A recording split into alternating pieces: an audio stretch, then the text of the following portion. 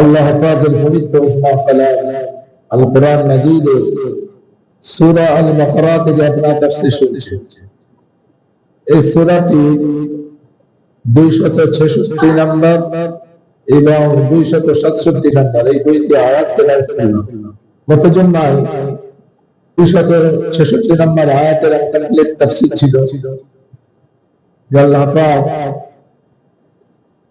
এই আয়াতের মধ্যে অনেকগুলো বিষয় যুক্তি রেখে কথাগুলি বলেছেন। এই 266 নম্বর আয়াতে আল্লাহ পাক বলছেন, তোমাদের কি কেউ চাই না? তোমাদের মধ্যে কি কেউ চাই না? বলা অর্থ আল্লাহ পাকের যে তোমাদের মধ্যে সবাই চাইবে এটাই, যে তার একটা সুন্দর বাগান থাকবে। তোমাদের মধ্যে সবাইয়ের মনের মনস্কামনা এইরকম একটা থাকে, আনতাকুনা লাহু জান্নাত, একটা তার বাগান বেশ থাকবে, বড় বাগান। আর এই বাগানের মধ্যে কি কি থাকবে? মিন নাখিল ওয়া আইনাব, খেজুর গাছ থাকবে আর আঙুর গাছ থাকবে। খেজুর আর আঙুরের একটা বিশাল বাগান থাকবে। তোমরা কে চাও না? সবাই চাও। তাজরি মিন তাহতিহাল আনহার লাহু ফিহা মিন কুল্লি সামারাত। ওই বাগানের আরেকটু বর্ণনা দিচ্ছেন আল্লাহ পাক, তাজরি প্রবাহিত হবে মিন তাহতিহা নাহার, একটা নদী বা জলাধার, জলাশয় প্রবাহিত হয়ে যাবে এই নদী বাগানটার মধ্যে দিয়ে। সেখানে পানির কোনো ক্রাইসিস থাকবে না, সব সময় শস্য শ্যামল সবুজের সমারোহ থাকবে ওই বাগানটায়। আবার একটা কথা জুড়ে দিচ্ছেন, লাহু ফিহা মিন কুল্লি সামারাত, শুধু এই বাগানে ওই খেজুর গাছ বা আঙুর গাছ থাকবে না, সব রকমই ফলের একটা বাগান হবে সেটা। মিন কুল্লি সামারাত, সামারাত মানে ফলের বাগান, ফলটা ফল, এই সামার মানে ফল, আর অন্যান্য ফল থাকবে। কুল্লে বহু ফলের সন্নিবেশিত একটা বাগান থাকবে তোমার। কে চাও না? তোমরা সবাই তোমরা চাও।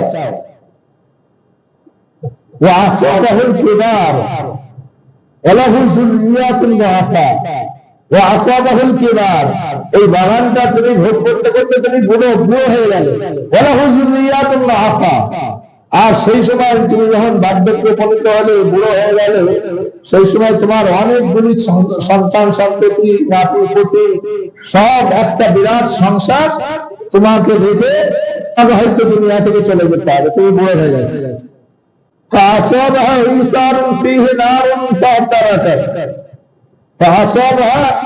এমন সময় এসে উপস্থিত হলো একটা আগুনের ঝড়, আগুনের উল্কা বৃষ্টি বা ধ্বংসকারী প্রলয় একটা এসে উপস্থিত হল। এই ধ্বংসকারী প্রলয়তে কি হলো? তোমার বাগানটা ধ্বংস হয়ে গেল, ওই বাগানটা তোমার ধ্বংস হয়ে গেল। এমন সময় তুমি বার্ধক্যে উপনীত হয়ে গেলে, বুড়ো হয়ে গেলে, আর সন্তান সন্ততি নাতি নাতনি অনেক রেখে তোমাকে দুনিয়া থেকে চলে যেতে হবে। এবারে এমন সময় একটা ঝঞ্ঝা বায়ু, ঝড় তুফান এসে তোমার বাগানটাকে বিস্তার করে দিয়ে গেল, ওই বাগানটা ধ্বংস করে দিয়ে গেল।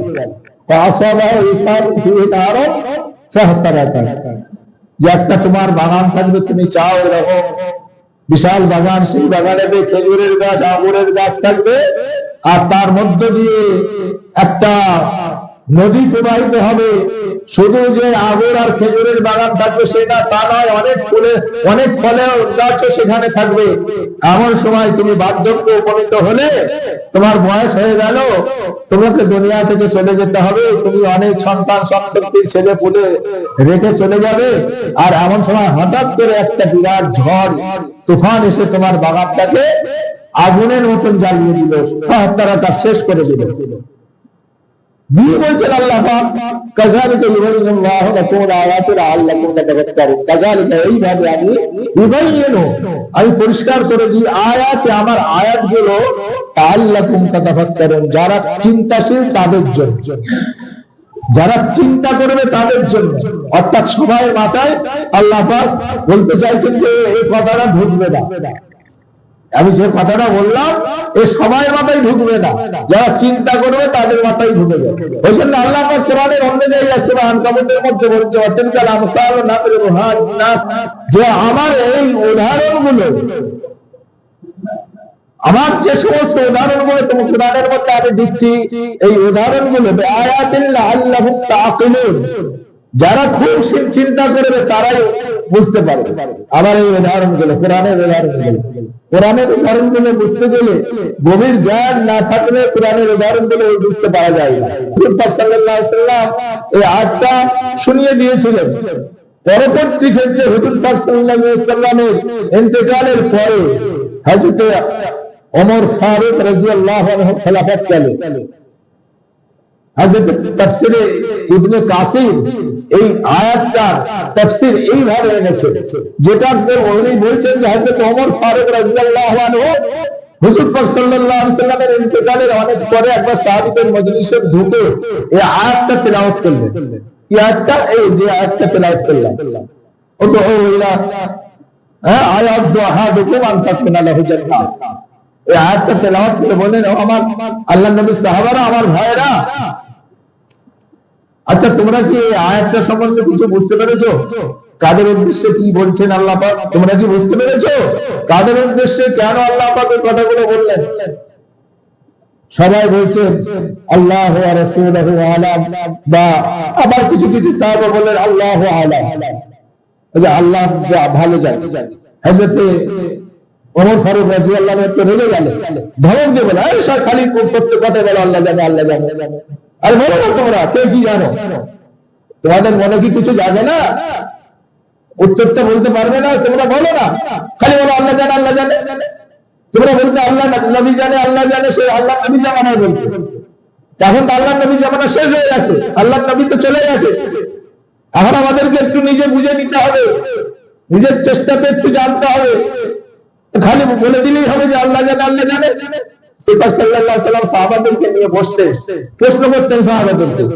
সাহাবারা জানতেন যদি কেউ অল্প অল্প বলতেন, আর যদি না জানতেন বলে দিতেন আল্লাহ ওয়া রাসূলুহু আলাম, আল্লাহ এবং আল্লাহ রাসূল ভালো জানেন, বলে দিতেন। একবার আল্লাহর নবী সাহাবাদেরকে প্রশ্ন করে বলছেন আতাদরুনা মাল মুফলিস, বুখারী শরীফের হাদিস, হযরত আবু হুরায়রা থেকে বর্ণনা আছে, উনি বলছেন আতাদরুনা মাল মুফলিস, আল্লাহর নবী জিজ্ঞাসা করেন যে তোমরা কি বলতে পারবে সাহাবাদেরকে উদ্দেশ্য করে তোমরা দুনিয়ার জমিনে সবথেকে বড় মুফলিস গরীবকে, ফকিরকে? সাহাবারা আল মুফলিসু ফিহা মান লা দিরহাম লাহু ওয়ালা মাতা। এর উত্তরে সাহাবারা কিছু কিছু সাহাবারা বললে মুফলিস গরীব ওই যাদের কাছে তো আমরা জানি কিছু টাকা পয়সা থাকে না, বা দিরহাম থাকে না, বা কোনো মাল সামাল থাকে না, তাদেরকে আমরা গরীব বলি। ইয়া রাসূলুল্লাহ, قال رسول الله صلى الله عليه وسلم ان المفلس من امتي يوم القيامه بصلاه وصيام وزكاه وياتي وقد شتم هذا وقذف هذا واكل مال هذا وضرب هذا। এইভাবে বড় একটা হাদিস বর্ণনা করছেন আল্লাহর নবী, বুখারী শরীফের হাদিস। আল্লাহর নবী যখন বলছেন যে বড় মুফলিস কারা, গরীব কারা, মিসকিন কারা, সাহাবারা বললে যাদের কাছে ধন সম্পদ থাকে না, দিরহাম টাকা পয়সা থাকে না, তারা। আল্লাহ তাআলা বলেছেন না না, ইন্নাল মুফলিস মিন উম্মতি ইয়াউমাল কিয়ামাহ, নিশ্চয় আমার উম্মতের মধ্যে মুফলিস গরীব নিঃস্ব ওই ব্যক্তিটাই যে কিয়ামতের ময়দানে হাজির হবে বিসসালাতি ওয়া সিয়ামি ওয়া যাকাতি, নামাজ, রোজা এবং যাকাত নিয়ে হাজির হবে কিয়ামতের ময়দানে। আমার উম্মতের মধ্যে অনেক উম্মত, কিন্তু আয়াতি তাকে পাওয়া যাবে কেমন ভাবে? ওয়াকাদ শাতামা হাযা ওয়া কাযাফা হাযা ওয়া আকলু মাল হাযা ওয়া যারাবা হাযা। এরকম ভাবে আল্লাহ নবী বলছেন সাহাবাদেরকে, বলছে কিয়ামতের ময়দানে পাওয়া গেল তাকে, ঠিক আছে, নামাজ, রোজা, হজ, যাকাত সব করেছে, সব পাওয়া গেছে, ঠিক আছে, কিন্তু তাকে এটাও পাওয়া যাচ্ছে যে তা অনেক সময় দেখা যাবে যে ওই ব্যক্তিটা ছোট্ট হয়ে করেছে দুনিয়ার মধ্যে,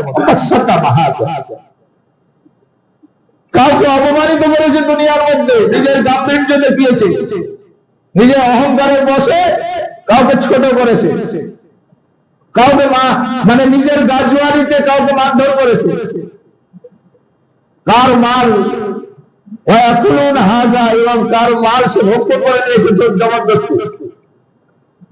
হ্যাঁ, দুনিয়ার জমিনে নামাজ রোজা হজ সব করেছে, ঠিকই আছে, কিন্তু জোর জবরদস্তি মানুষের হক মেরে নিয়েছে।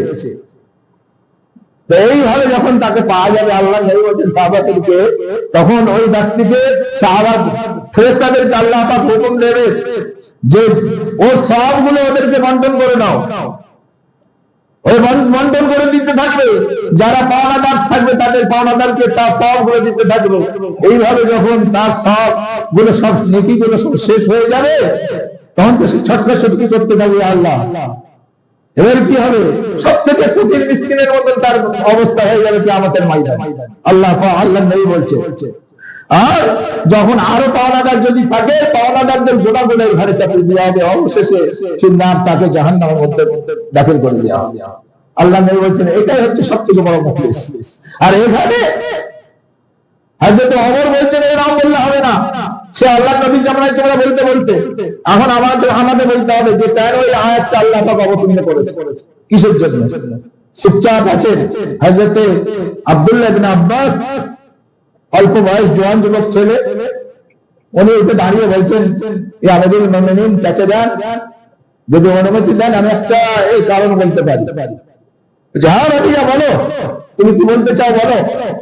হযরত আব্দুল্লাহ ইবনে আব্বাস সব সময় আল্লাহর নবীর সাথে যেন লিপ্ত থাকতেন, যা প্রয়োজন যা দরকার, বাচ্চা ছেলে ছিল সেই সময়, একদম বাচ্চা ছেলে, হ্যাঁ, পানির লোটা বাওয়া, গামছা বাওয়া, কাপড় বাওয়া, যা কিছু দরকার, আল্লাহ নবীর লাঠি যেটা ব্যবহার করতেন সেটা হাতে তুলে দিয়া, মানে বলতে হবে না মুখে, আল্লাহ নবীকে কোনো কিছু দরকার ওনার সামনে যে হাজির করে দিতেন। কে?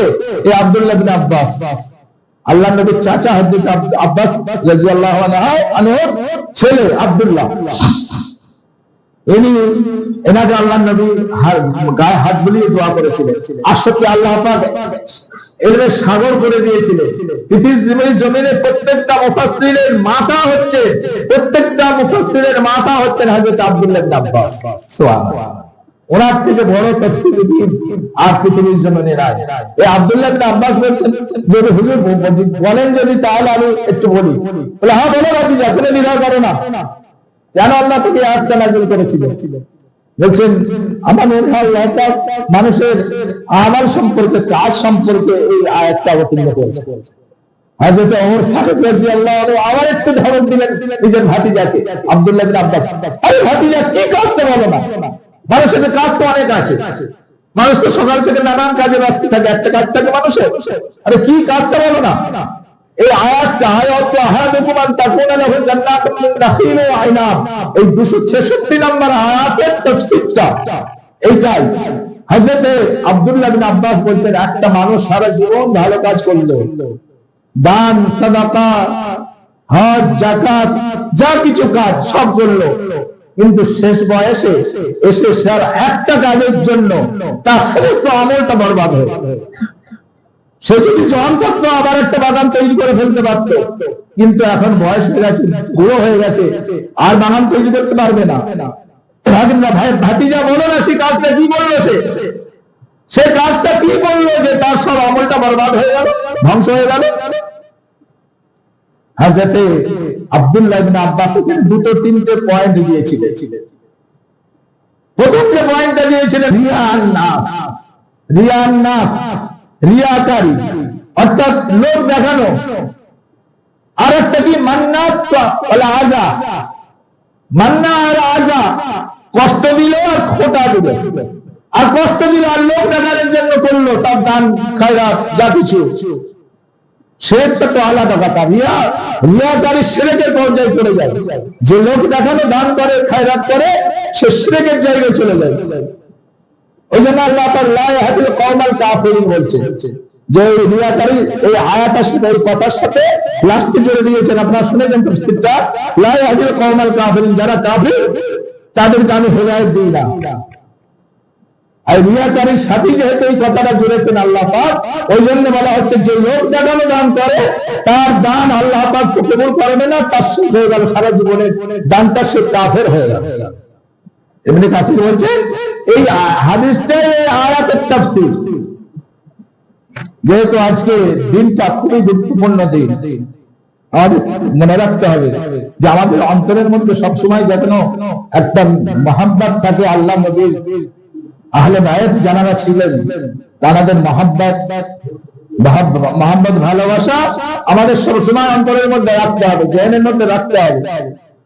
আজকের নিউ জেনারেশন যারা আছে এরা জানে না ইতিহাস সম্পর্কে, এদের জ্ঞান খুবই কম। কি হয়েছিল ঘটনা, কি ঘটনা, বহুল ঘটনা পড়তে হবে ভাই, পড়াশোনা করতে হবে যে কারবালার করুণ ঘটনা। আর শুধু কারবালার করুণ ঘটনা নয়, এই আয়াতটার সামনে রেখে আল্লাহ পাক কারবালার ঘটনাটা, এই দিনটাকে সামনে রেখে আল্লাহ পাক কারবালার ঘটনাটা ঘটিয়েছিলেন। দিনটাতে হযরত আদম আলাইহিস সালামের দোয়া কবুল করেছিলেন আল্লাহ তাআলা।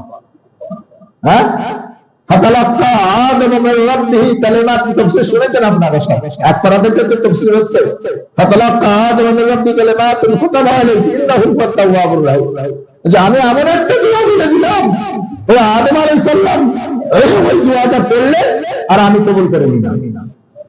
কি দোয়াটা আল্লাহ পাক শিখিয়ে দিলেন আদমকে, যে আদম পড়ো।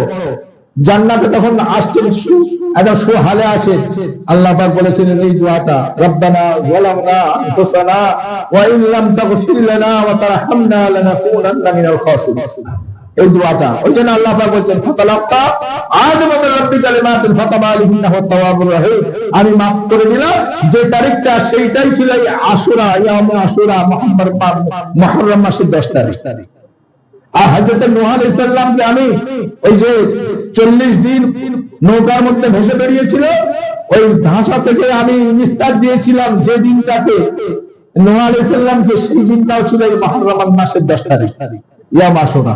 হযরত ইব্রাহিম আলাইহিস সালামকে অগ্নিকুণ্ডে ফেলে দিয়েছিলেন নমরুদ, অগ্নিকুণ্ডের আগুনকে আল্লাহ পাক ইয়ানারুকুনি বারদা ওয়া সালামান আলা ইব্রাহিম ঠান্ডায় পরিণত করলেন। ওই আগুনের কুণ্ডলিতে আল্লাহ পাক একদম ঠান্ডা সুশীতল বাতাস প্রবাহিত করে দিলেন।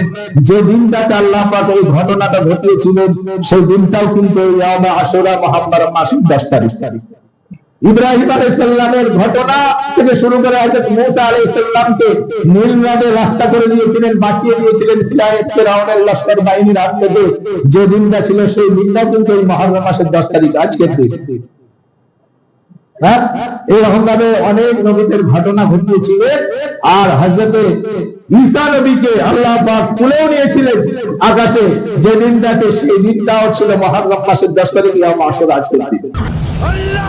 আর সব থেকে সব ঘটনাগুলোকে চাপা দিয়ে মুসলমানদের অন্তরে যে ঘটনাটা আজকে আমাদের কাঁদায় বা অন্তরে ব্যথা লাগে, যে অন্তরে, যে মুসলমানদের অন্তরে ব্যথা লাগবে না তার তো মানি নাই, তাদের সেই ঘটনাটা হচ্ছে হযরত ইমাম হুসাইন রাদিয়াল্লাহু আনহু তার সপরিবার আহলে বাইত যারা ছিলেন সবাইকে এই কারবালার প্রান্তরে ইয়াজিদ বাহিনী নৃশংসভাবে হত্যা করেছিল। যে তারিখটা, সেটাও ছিল এই মুহররম মাসের 10 তারিখে আশুরা।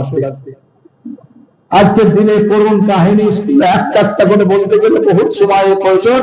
আল্লাহ পাক ওই কারবালার জমিনে যারা আপনার দিনকে উদ্দিন রাখার জন্য, যারা দিনকে জিন্দা রাখার জন্য অন্যায়ের বিরুদ্ধে রুখে দাঁড়িয়ে নিজেদেরকে কোরবান করে দিয়েছিলেন আল্লাহ, তাদেরকে আল্লাহ উচ্চ জান্নাতের উচ্চ মাকাম দান করুন আল্লাহ। সকলে বলি আমিন। ইতিহাস জানতে হবে, তবে আমরা মজা পাবো। অরিজিনাল মজা পেতে গেলে ইতিহাস পড়তে হবে। তারিখুল ইসলাম পড়বেন, সব থেকে বড় ইসলামের ইতিহাস তারিখুল ইসলাম পড়বেন। তারিখুল ইসলাম, এই তারিখুল ইসলামের মধ্যে সব হিস্ট্রি পাওয়া যাবে।